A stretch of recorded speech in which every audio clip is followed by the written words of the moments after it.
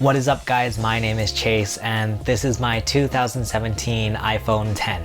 A year or two ago, Apple got a lot of backlash for throttling the iPhone, meaning that they would make people's iPhones slower to try to save their battery life.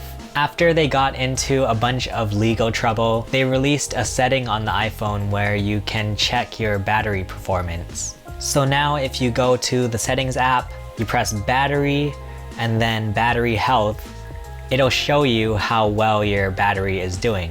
I've been using this iPhone pretty extensively for almost 3 years now, and it says here that my maximum capacity is at 80% and my battery is currently supporting normal peak performance. According to Apple, 80% is a general rule of thumb when it comes to battery capacity, and there are different messages that will show up on the screen when your battery health starts to get really bad.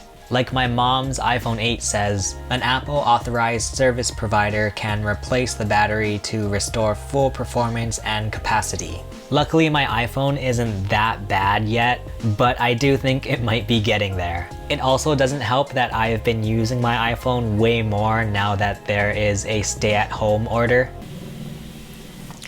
What is up with the helicopters today, man? I use my iPhone to watch YouTube videos pretty much all day. So I am a bit worried that this whole quarantine situation is going to mess up my iPhone's battery health. And now, I don't even know if Apple is still doing repairs, so if my battery health goes really bad, I can't do anything about it.